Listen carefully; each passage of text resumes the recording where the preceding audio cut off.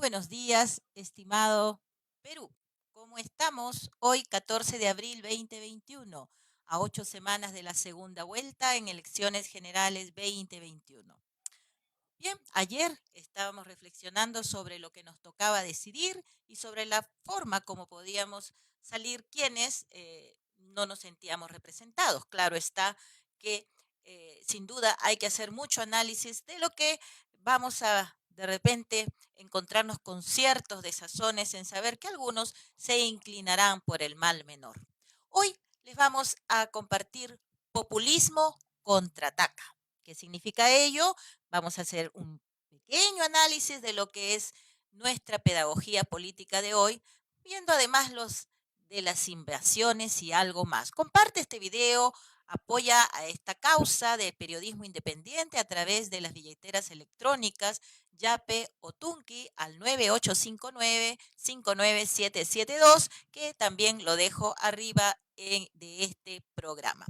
Bien, aquí entonces quiero compartirles a ustedes y rápidamente nos vamos a ir a este panorama político que nos toca ahora, pero también hay que hacer un poco de memoria, porque sobre todo nuestra juventud que no se les está enseñando la historia como debe ser, hay que hacerles un pequeño recordatorio ahora que se tiene que volver a ir a votar. ¿Cuáles serán las estrategias de estas manos duras en las que ahora nos encontramos? Que sin duda no son la mayoría, ¿eh? Ellos han ganado, uno está ganando por ahí con un 19%, que es Pedro Castillo, y Keiko que está como un 13 y coma y algo, ¿no? Entonces ahí suma como un 32% y algo. Hay un 67% y pico, un 68% de peruanos que ya sea que por ausentismo o se votó por otra agrupación política, bueno, ahí nos encontramos ellos. Espero que por el bien del país y de quienes incautamente votarán por ellos, realicen gestión pública correcta, pues, y reactivación económica, que es lo que estamos necesitando, ¿verdad? Pero yo veo más populismo, con el peligro que las generaciones del bicentenario se les rompa las esperanzas. Mejor se las digo desde ahora, a 8 semanas de las elecciones, para que después entonces no estemos lamentándonos aún más. Así, cuando votes, y esto le digo a los ciudadanos ya más maduros, no solo pienses en lo que te han ofrecido. Muchos votan en esa línea y se olvidan de los nietos, de los hijos, quienes cargarán en sus espaldas los costísimos populismos que han heredado las generaciones peruanas. Si no, acordémonos de un 14 de abril de 1985. A ver, hagamos un poquito de memoria. ¿Eh? Cuando Alan García ganó las elecciones con un 54.1% o 0,1%. A ver, recuerdan, desempolven un poco la historia. Yo recuerdo, era una oficiala muy joven del Ejército de Salvación que había tenido un cambio reciente de Chile hacia Trujillo. Así que yo no voté esa vez porque mi dirección seguía figurando en el extranjero. Me tocó apoyar en la gestión de habilitar el Colegio Miguel Grau para las elecciones. Era muy jovencita y vi muy alegremente cómo todo Trujillo votaba por Alan García. Eran momentos de crisis económica y violencia política, se estaba viviendo ahí el terrorismo. Sin embargo, allí también estaba muy fuerte la izquierda. Ahí vamos a mirar un poco algunos datos interesantes que no debemos olvidar. Bueno, en toda esa convulsión política y económica sale elegido pues Alan García Pérez. Em, con ese porcentaje que les comentaba, el 53,1%. Alfonso Barrantes Lingán, de la Izquierda Unida, terminó pues en segundo lugar con el 24,7% y Luis Bedoya Reyes con una convergencia democrática del 11,9%. Pero yo les quiero explicar que en ese tiempo Alan García se declaraba un personaje de izquierda. ¿Okay? Así que si ustedes quieren corroborar, vean la historia, no la historia que algunos quieren maquillar, sino la verdadera historia que seguramente está en algunos libros un poco más antiguos. ¿Okay? A ver, aquellos que tienen bruño, por favor, pueden desempolvarlos. Por ahí puede existir alguna historia que todavía no lo pueden cambiar como suceden en las redes digitales, ¿no es cierto? Los libros también hablan y la historia puede contarse mejor. Así que, miren, ahí tenemos un punto y un indicador. En ese tiempo habían 9 partidos, o sea, este año, en este siglo, en este nuevo siglo, pues tantos años, en vez de reducir partidos, hemos multiplicado. Fíjense que cuánto sabemos de política los peruanos, que estamos tan desapegados de ello, que estamos cada vez hundiéndonos en ello, porque ¿saben qué pasa? Si no hay gestión pública de quienes democráticamente nos dirigen, pueden llegar los caudillos. Pues, y vamos a retroceder a eso de lo que nos estamos enfrentando en estos momentos, ¿no es cierto? Si somos tan despistados como siempre. Fíjense, en el tiempo que Alan García ganó las elecciones, un día como hoy, hace algunos años atrás, 1985, habían 9 partidos, les voy a mencionar rápidamente. El PAP, Partido Aprista Peruano, la Izquierda Unida, Convergencia Democrática, que era de Luis Bedoya Reyes. Y fíjense que Luis Bedoya Reyes en ese tiempo se alió, hizo a ver, espérense, aquí tenía la data, interesante, porque todo esto, eh, miren, sí, fíjense, con el movimiento de bases allistas y otros grupos independientes. Así que hay que tener un poquito la historia de ello. O sea que ya un grupo de Haya de la Torre estaba en esa distancia del partido aprista de Alan García de la época. Bueno, vamos a seguir diciéndoles, les iba a mencionar los 9 partidos de aquel entonces. Les había dicho, Partido Aprista, Izquierda Unida, Convergencia Democrática, ¿no es cierto? Que es Bedoya, los independientes y este movimiento de allistas.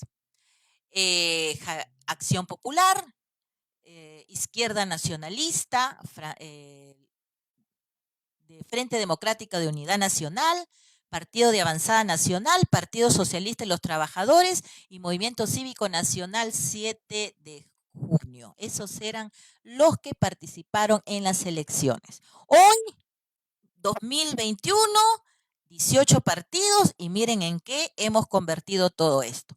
¿Por qué? Porque la presencia de un ciudadano desinformado en cuanto a la historia política de su país hace que suceda estas cosas. Entonces, para los que se ríen, ¿no es cierto?, de que qué vano es hablar de ello, es que el país que no conoce su historia está condenado a volver a repetir las mismas situaciones. Así que, por favor, comparte este programa en el que vamos a ver por qué es necesario que analicemos el pasado para que no lo volvamos a repetir. ¿Recuerdan entonces qué pasó en esa época, verdad? Empezó a funcionar la maquinita. Y fíjense que en ese tiempo había, y creo que fue el último periodo que se instaló un congreso en donde habían Cámara de Diputados y Cámara de Senadores, ¿no? Y el APRA tuvo el 50% de las cámaras tanto de diputados como senadores, por cierto. Así que hay que tener un poco de historia, de hecho. Aunque ahí cabe decir que todavía teníamos políticos que podían hablar con cierta altura. A eso también hay que recordarlo. Sin embargo, pues sabemos que ese primer gobierno de Alan García fue un total desastre. Según informaciones refieren de que tenía asesores izquierdistas. Bueno, él mismo se declaraba así, ¿no? Entonces, ahora la historia se encarga de decir la verdad. Bueno, y fíjense, esto de las invasiones del Morro Solar en Chorrillos, ¿creen ustedes que es algo así que ha surgido de esa espontaneidad del ciudadano que está sin vivienda? Eso lo han aprovechado y lo están aprovechando ciertos populistas de una u otra manera que hay que tener un pequeño olfato Fíjense, eso, un grupo de familias que suman 5.000 personas, refieren, ¿no?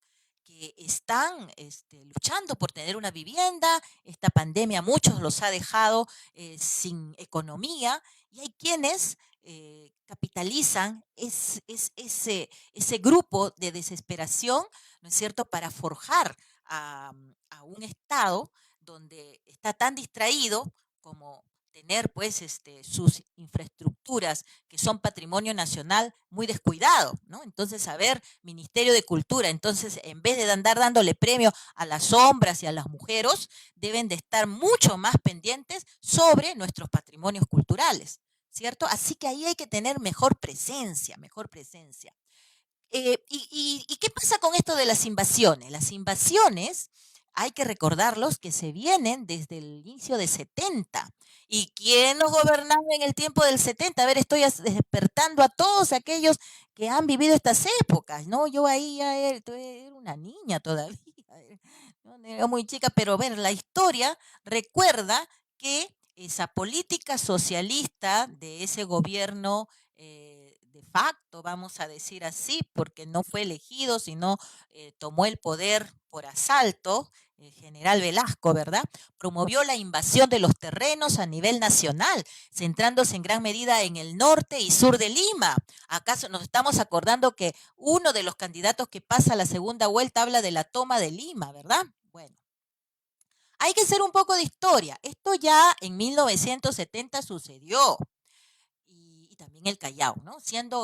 Comenzaron los primeros asentamientos humanos para luego volverse pueblos jóvenes, que vendrían a ser las futuras poblaciones de migraciones que existieron en las diferentes partes de nuestra Lima, de la que hoy hay 10 millones de habitantes. No hay que olvidarlo, Perú. Así que si tenemos a veces que entrar a la historia, recordarles, remover un poco el pensamiento de lo que se ha vivido como país, pues eso es para que no se repita, para que nuestras nuevas generaciones tengan mejores formas de convivencia social, de estructura sólida y democrática. Recuerden pues que en ese tiempo el gobierno militar gestó, ¿no? Parcelas, lotes, ¿verdad? Y ahí hubo, pues, ahora tenemos lo que en el Cono Sur, ¿qué pasa en el Cono Sur? Lo que hoy es San Juan de Miraflores, Pamplona, Villa María del Triunfo, ¿no? Y por el Cono Norte, Comas, Caraballo, pero ojo, eso ha ido avanzando, ¿no? Siguió Morales Bermúdez, ¿no? Siguió Fernando Belaúnde, Alan García, y finalmente Fujimori. Pero ¿recuerdan ustedes cómo se llamaban esos asentamientos humanos? Recuerden que tenían los nombres hasta de las primeras damas, ¿verdad? Así ha tenido también el de Pilar Nores, el de asentamiento humano Susana Iguchi, hasta Keiko Fujimori ha tenido su asentamiento humano, no lo olvidemos. Ya Fujimori entonces eh, em, trata de hacer algo así como el COFOPRI y el FONAVI, pero por favor, hoy día escuché con un gran susto y asombro cuando creo que es, no sé si es Guerra García, Nano Guerra García, que estaba siendo entrevistada en una radio muy importante en nuestro país, que refería pues que iban a volver el COFOPRI, a veces se me paran, por favor, a todos los que hemos leído un poquito, porque ¿no? Y visto eso, yo estaba fuera del país en ese tiempo, pero saben la repartija que hubo, así que cuidado. Entonces, miren, nos estamos enfrentando a situaciones donde a quienes les vamos a dejar el país. Por eso es que es importante recordar la historia. Eh, Lamentablemente, quienes invaden son gente que por la necesidad son movidos a ello. Son movidos a ello por grupos inescrupulosos. ¿Y quiénes son los traficantes de tierra? ¿No serán aquellos que también tienen presencia legítima en el Congreso con aquellos que no les gusta dar leyes claras para legitimar los terrenos, ¿no es cierto? Ese tema que el Ministerio de Vivienda sabe muy bien. Y acordémonos, Perú, ¿qué pasó en el segundo gobierno de Alan García? Muy bien, se dijo que se iba a realizar, se inició el Banco de Materiales y todo el mundo que se endeudó del Banco de Materiales, ¿qué pasó? Ya no tienen deudas. ¿Por qué? Porque se quemó, ¿verdad? ¿No? Cuando iba a subir, cuando subió